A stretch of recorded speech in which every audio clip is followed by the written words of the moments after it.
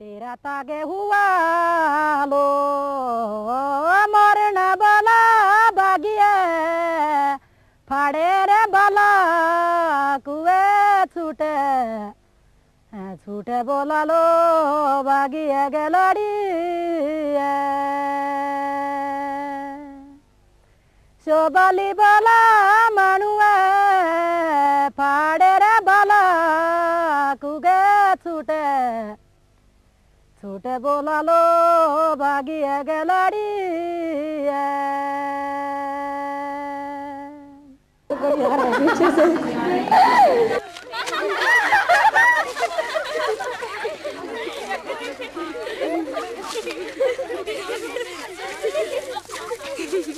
वैसे लड़की मतलब जब भी होती है परिवार में पहले तो शुरू से ही उसके साथ जो भेदभाव हीनता शुरू से ही मतलब जब भी पैदा हो गई बस पैदा होने पे ही कह देते हैं शुरू में ही बाहर पूछते हैं तो कह देते हैं पराया धन पैदा हो गया। शुरू से ये भी नहीं कहा जाता कि बेटी पैदा होगी, शुरू से कहा जाएगा कि पराया धन पैदा हो गया। मतलब जब वो बिल्कुल अनजान एकदम मतलब वो होती है तभी से वो शुरू हो जाता है। तो जैसे जैसे बड़ी होती है तो मतलब एकदम लड़का होगा उसको ठीक ठाक से पालेंगे, खूब उसकी परवरिश करेंगे, उसको खूब खाने पीने को दिया जाएगा। और जो लड़की होगी उसकी कोई परवाह नहीं, लड़का होगा उसको खेलने के लिए टाइम होगा, लड़की को इतनी सी होगी उसी टाइम से चलो जी लकड़ियाँ छोटी छोटी लकड़ियाँ इकट्ठी करो। जो मेरे साथ भी हुआ है मतलब बचपन से कि लड़की काम करेगी लड़का नहीं, ये तेरा भाई है क्यों करेगा, चल तू काम कर। लाली लाड़िए गीत गठे दाड़ूरी दारा लो बोलू दाड़ूरी दारा लाली लाड़िए गीत गठे दाड़ूरी दारा। पर्वतों की गोद में गूंजती है पहाड़ी लोकगीत की मीठी कसक। पहाड़ का जीवन जितना स्वच्छ उतना ही कठिन। उत्तर भारत के पहाड़ों में बसा हुआ है हिमाचल प्रदेश। चट्टानों और घाटियों से जूझती हुई ऊंची नीची पगडंडियों पर रुक रुक कर चलती है पहाड़ी जिंदगी। अल्पसंख्यक ग्रामीण क्षेत्र में दूर दराज बिखरे हुए हैं छोटे छोटे गांव। दूर बसे गांव का जीवन मेहनत और एकलता से भरपूर। जीवन निर्वाह का साधन पहाड़ की ढलानों पर बनाए नन्हे सीढ़ीदार खेत और पशुपालन। श्रम का ज्यादा बोझा ढोती हैं पहाड़ी औरतें। घर गृहस्थी के साथ साथ खेत खलिहान की देखरेख में दबा है नारी जीवन।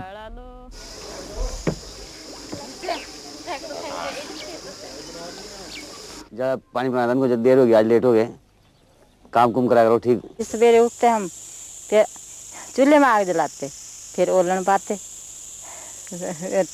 फिर जाना डंगर माल संभालने ओ बाहर को करने धोने बस फिर खाना खाना फिर घास काटने आ जाना फिर घर में जाना फिर खाना खाना फिर काम को चल जाना। सूर्य की पहली किरण के साथ ही शुरू हो जाती है नारी की मेहनत कश दिनचर्या। चूल्हा चौका संभालना, लिपाई पुताई, पशुओं की देखरेख, पानी भरना, चारा ढोना, लकड़ियां बटोरना और साथ ही परिवार का पालन। कभी ना खत्म होने वाली निरंतर मजदूरी। घर बाहर का हर काम करती है नारी। दिन में 18 घंटे काम करने पर भी अपने जीवन निर्वाह के लिए वो पुरुषों पर निर्भर है।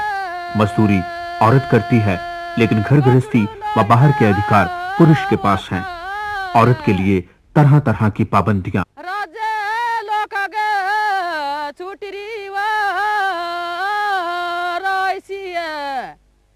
लोभी लोग आगे छूटना है।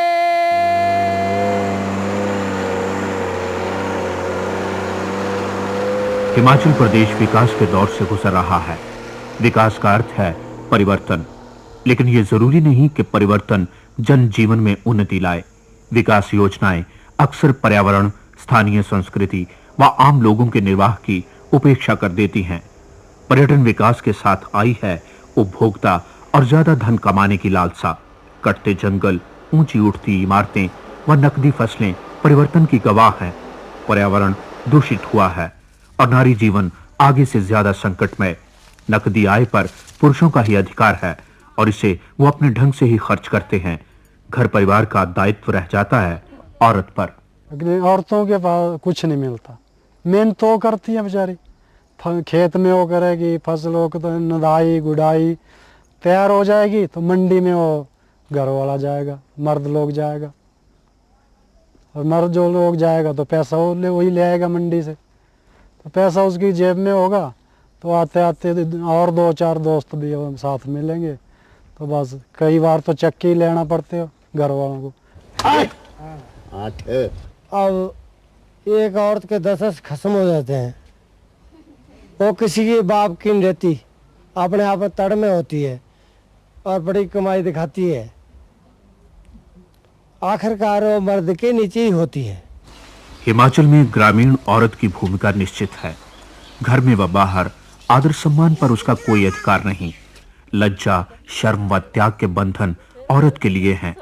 काम के रगड़े में सोचने समझने या अपना अस्तित्व उभारने का अवसर ही नहीं प्राप्त होता उसे। लड़कपन से ही उसमें हीन भावना डाल दी जाती है। विकास के साथ भी इन मूल्यों में अंतर नहीं आया। पुरुष का दर्जा उच्च ही माना जाता है और नारी पर बढ़ रहे हैं अत्याचार व हिंसा। दहेज के लिए सताए जाना, बाहर छेड़छाड़ का सामना करना, शराबी पति से पिटना आम अनुभव हैं। थकी हारी एकल औरत के लिए अपनी शक्ति सहेज हालात बदलने की बात सोचना भी मुश्किल है। शोषण से मुक्ति तो बहुत दूर की बात है। सामाजिक स्थिति हमारे प्रदेश में या हमारे देश में जो है वो महिलाओं को अपने शक्ति का एहसास दिलवाती नहीं है। दूसरी तरफ महिलाओं के ऊपर काम का इतना बोझ होता है,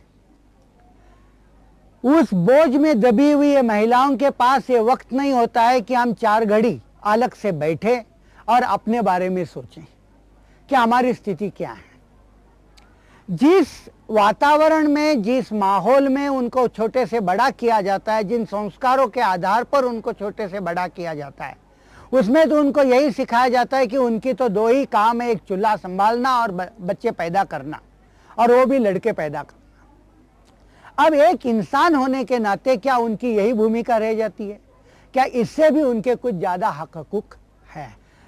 लिंग के आधार पर, वर्ग के आधार पर और जाति के आधार पर जो गैर बराबरी के रिश्ते तैयार किए गए हैं, इन रिश्तों के कारण जो शोषण होता है, उन शोषणों से अगर मुक्ति नहीं मिलती है तो समाज प्रगति नहीं कर सकता है। और महिला जो है वो लिंग के आधार पर भी उसका शोषण किया जाता है, वर्ग के आधार पर भी उसका शोषण किया जाता है और जाति के आधार पर भी उसका शोषण किया जाता है। इन तीनों शोषणों की वो शिकार है। इसीलिए महिलाओं को संगठित होकर इस शोषण से मुक्ति पाना आवश्यक है। हमने कहा अभी हम ठेका यहाँ खुलने देने के, और भाई ये ठेका तो खुलना नहीं चाहिए यहाँ, क्योंकि थोड़ी थोड़ी अपने घर की ज्यादा आमदन पुरुष शराब पर खर्च करते हैं और घर वालों के लिए रह जाती है भूख और लाचारी। शराब से घर की आर्थिक हालत बिगड़ गई है और औरत के मानसिक तनाव बढ़ गए हैं। हिमाचल में शराब के ठेके बंद करवाने के मुद्दे पर स्वैच्छिक संस्थाओं ने औरतों को संगठित किया और अपने अधिकार मांगने का आत्मविश्वास जगाया है।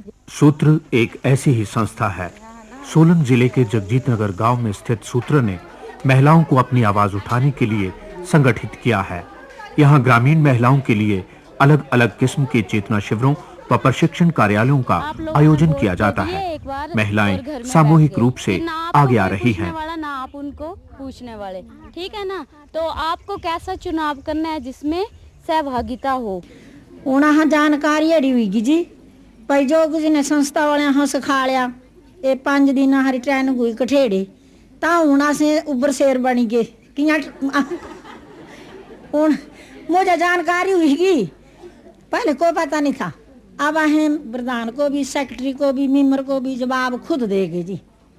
अब पहले कोई पता नहीं था, पति तंग करे, कोई पता नहीं था। घर की चारदीवारी से बाहर औरतें अपने लिए जगह बना रही हैं, जहां वो मुक्ति का एहसास कर सकें।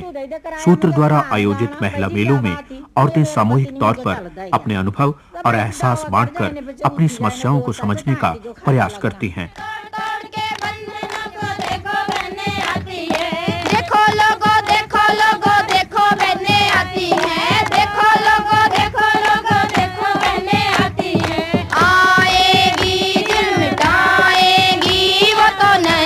जमाना लाएंगी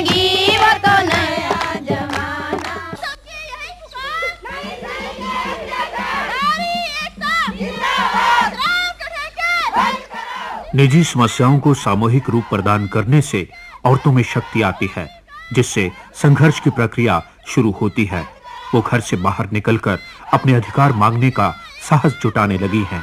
यहाँ पे कैंप चला सूत्रा का, तो उसमें हमने कैंप में भाग लिया। कैंप में मतलब भाग लेने से हमें मतलब कुछ एक बातें ऐसी लगी कि हाँ वाकई इससे मतलब खुद का विकास भी होने वाला, और मतलब ऐसी महिलाओं के बारे में सोच शुरू से मतलब उसमें महिलाओं की स्थिति क्या है उसके बारे में एक सोचने का मौका मिला। इससे पहले कभी इतना नहीं सोचते थे, यही सोचते थे काम करना है घर का, सिर्फ इसी तक सीमित थे। अब जब आहिस्ता आहिस्ता सोचने लगे अपने आप में भी, फिर जैसे जैसे कैंप अटेंड करते गए उसके बाद काफ़ी अपने में भी बदलाव आया। जो शिक्षा हमें स्कूल से नहीं घर से नहीं मिली वो हमें जगजीत नगर से मिली। यहाँ सूत्रा में नहीं आई थी तो मेरे को भी अब मैं उदास सी हो गई थी मैं कि कुछ नहीं हो सकता हमारी ज़िंदगी में, कोई भी मतलब ऐसा नहीं है जो हमारी बात को सुनने वाला हो। पर जब मैं यहाँ प्रशिक्षण में आई तो बहुत ही खुशी मिली कि कोई ना कोई है जो महिलाओं के दुखों को सुनने वाला है। जैसा भी मतलब वहाँ जाके हमें इतना मतलब प्यार मिलता है, हम समझते हैं कि हमारा वो मायका है। जितनी महिला जाएंगी, मेरा नहीं है, सभी मतलब पूरे हिमाचल से महिलाएं या बाहर से कहीं भी जाएंगी वहाँ जाके समझते हैं कि हमारा ये मायका है। तो हमें जानकारी वहाँ से मिलती, जागृति जो ज़्यादा से ज़्यादा जागृति हमें वहीं से मिलती है। हम तो दुख से भरे थे तब हम यहाँ आए, और यहाँ आने से हमारे को हिम्मत मिली, और मैं सोचूं यहाँ आने से मेरे को दोबारा जिंदगी मिली। पहले तो मैं सोचती मैं किसके लिए जीना, अब मैं क्या करना जी के, मेरी जिंदगी तो खत्म हो ही चुकी है अब, पर मैं 10 साल से सोचती हूँ कि मैं तो अब और जी लूँ। यहाँ महिलाओं के संबंधित जो समस्या हैं, सामाजिक अत्याचार या जो भी आप कह सकते हैं, वो बहुत ज़्यादा हैं। तो उन समस्याओं से उभारने के लिए इनको जो हमने एक तो महिला मंडल बनाए, ताकि अपने ही गांव में अपने संगठन के माध्यम से उनको एक प्रोत्साहन मिल सके और अपनी समस्याओं को सुलझा सकें। अधिनियम के पारित किए जाने के ढंग पर गांव-गांव बने महिला मंडलों में औरतों को अपनी एकलता से बाहर निकलकर अन्य औरतों से सुख दुख बांटने का अवसर मिलता है। इन्हीं मंडलों में औरतें जात-पात, अमीरी गरीबी व उम्र के फासले भुलाकर एक साथ बैठ उन समस्याओं पर विचार करती हैं जिनका विरोध वो निजी और सामूहिक तौर पर कर सकती हैं। महिला मंडल ग्रामीण विकास में भी सक्रिय है। जब गांव में महिला मंडल बनता है तो महिला मंडल बनने से महिलाओं को इकट्ठे होने का मौका मिलता है। सबसे पहले तो ये है, ऐसे तो वो इकट्ठा नहीं हो सकती गांव में, हर महीने मीटिंग की वजह से वो गांव में इकट्ठा हो सकती हैं और थोड़ी देर के लिए मतलब अपनी दुख सुख एक दूसरे को सुना सकती हैं। पहले मैं यही सोचती थी कि सब कुछ बेकार है, महिला मंडल कुछ नहीं है, और जब महिला मंडल से जुड़ी कुछ महिला मंडल में हमने कोई मुद्दे उठाए या किसी की समस्या को सॉल्व किया तो मैं सोचती रही कि अगर कोई मेरे ऊपर भी कल को कोई घटना घटती है तो मेरे पीछे इतनी महिलाएं हैं, तो जब मैं इनका सहयोग दूंगी तो ये भी मेरा सहयोग देंगे। दिल की बात ऐसी है कि जब हम महिला मंडल में नहीं थे या हम बाहर नहीं निकले थे तो हम अपने घर में भी अपने को मतलब दबे हुए समझते थे और बहुत छोटे से समझते थे भी, हम बहुत छोटे से। लेकिन जब हम इधर उधर बाहर जाने लगे और सब कुछ हमें जानकारी हुई तो हम अपने को अब ऐसे समझते एक किस्म से बिल्कुल आज़ाद। जब से ये महिला मंडल में गई तब से इतनी जागृति आई, बाकी पहले ये बिल्कुल नहीं थी। इसके जाने से जो है हमारे को भी थोड़ा ज़्यादा जानकारी हुई इसके बारे में। महिलाएं ने खुद आके हमसे कहा कि हम चाहते हैं कि जैसे हमें जानकारी मिली है वैसे हमारी लड़कियों को भी आप जानकारी दें, कि ना कि हमारे जैसे शादी के बाद उन्हें पछताना पड़े।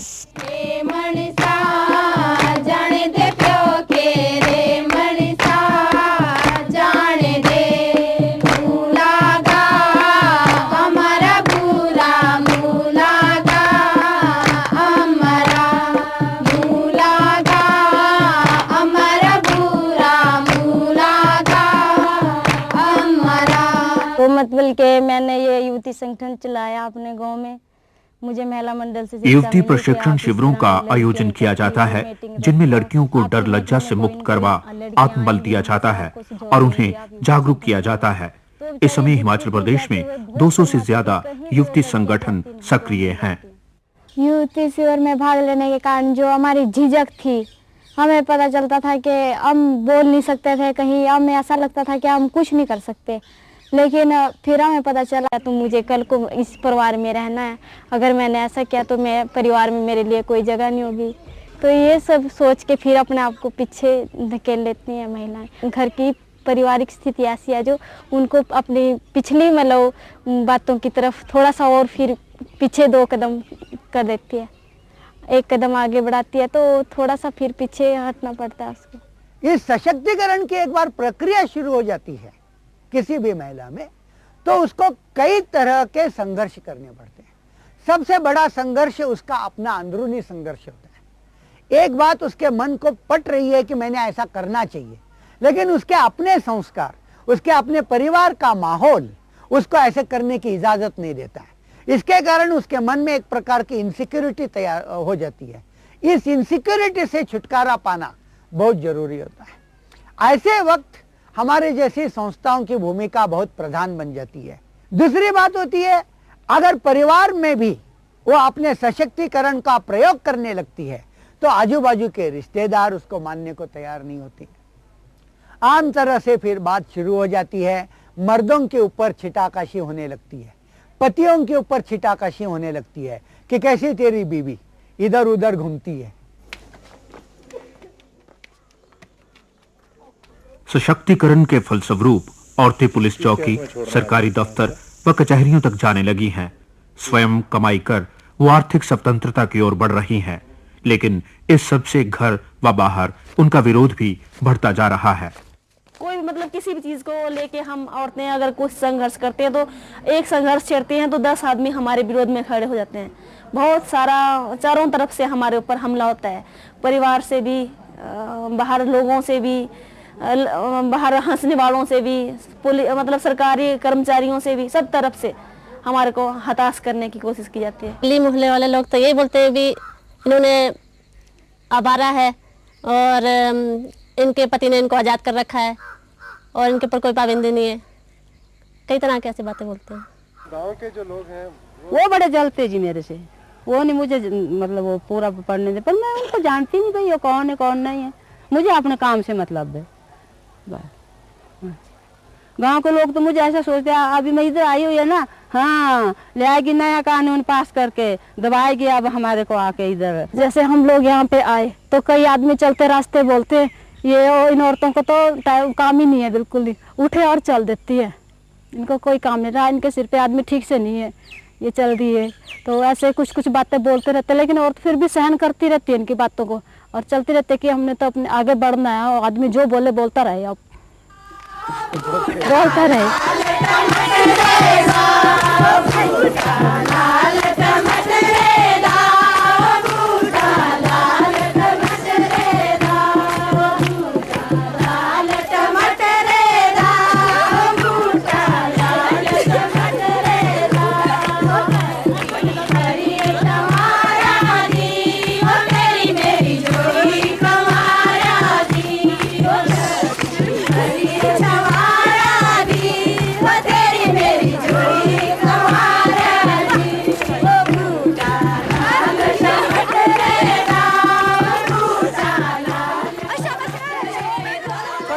तो फिर वीडियो के अंडर हो गई, क्योंकि वीडियो फिर डायरेक्टर के अंडर हो गया, डायरेक्टर फिर शिमला वालों के अंडर हो गया, मतलब वहीं से सारा आएगा।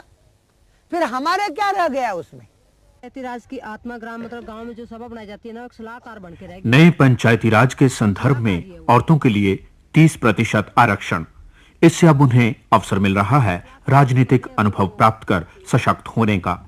महिला पंचों के सशक्तिकरण के लिए सूत्र द्वारा प्रशिक्षण शिविरों का आयोजन किया जाता है, जिससे अब उन्हें नए उत्तरदायित्व संभालने के लिए तैयार किया जा रहा है। पंचायत में भी काफी फर्क पड़ा है कि क्योंकि जो कुछ काम वो करते हेरा फेरी में उनको मैं टोक देती हूँ आगे से, फिर कहते हैं मैं उसमें पंचायत में वार्ड में मैं अकेली हूँ ना औरत, और बाकी जो पुरुष है उससे भी उनको जलन होती है कि देखो भी ये तो बड़ी जानकारी लेते हैं, औरतें पे मर्द के ऊपर दबाव डालती हैं, उससे लिए उनको जलन होती है।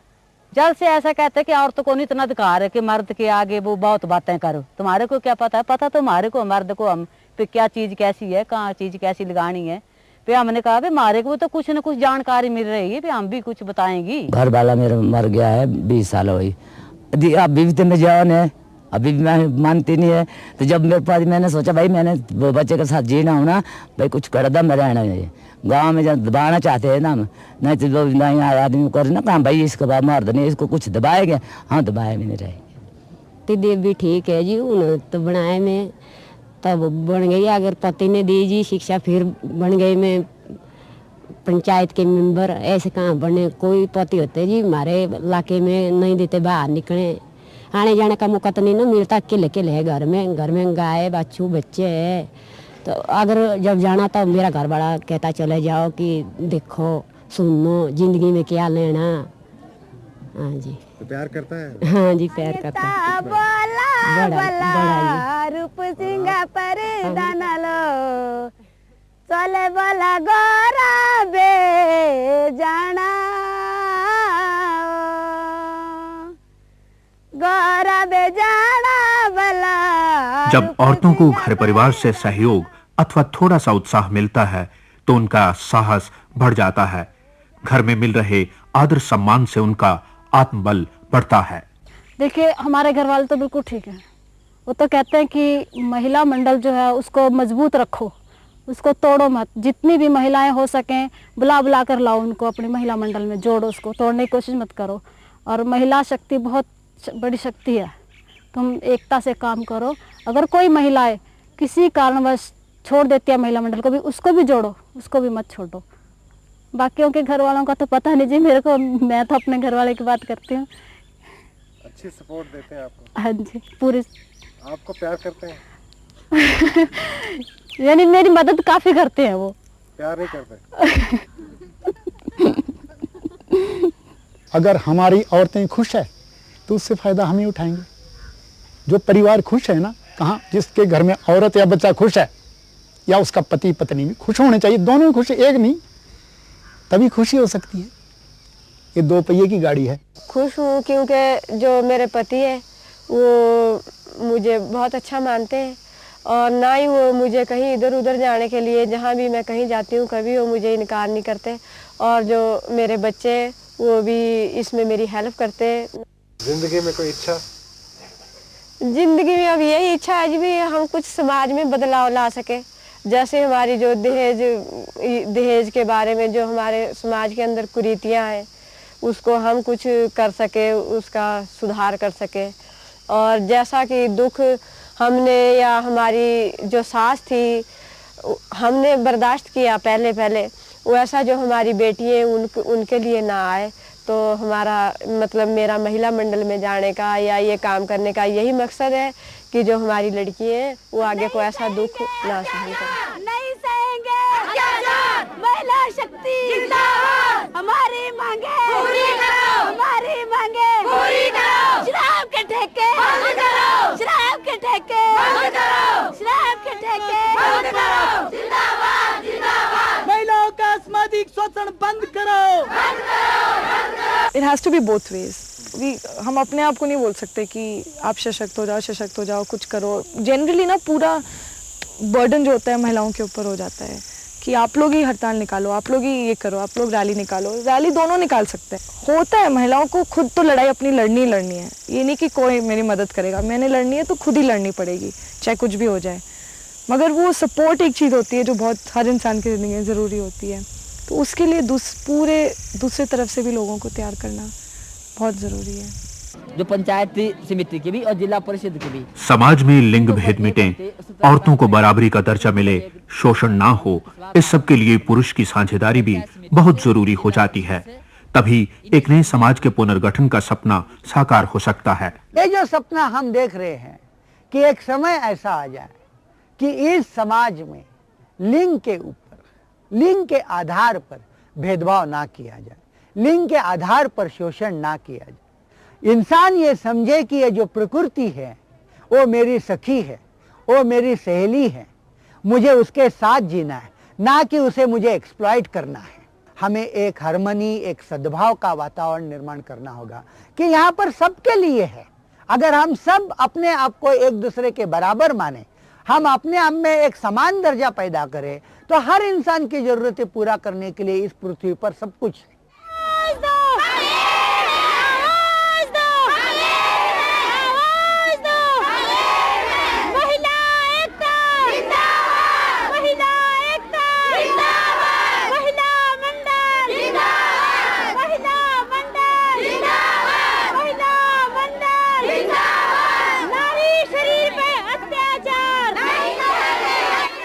हिमाचल प्रदेश के पहाड़ों में कसक भरे पुराने गीतों के साथ अब गूंज रहे हैं नए उल्लास भरे गीत। नए पुराने के मिश्रण से यहाँ की ग्रामीण औरतें सृजन कर रही हैं अपने नए अस्तित्व का।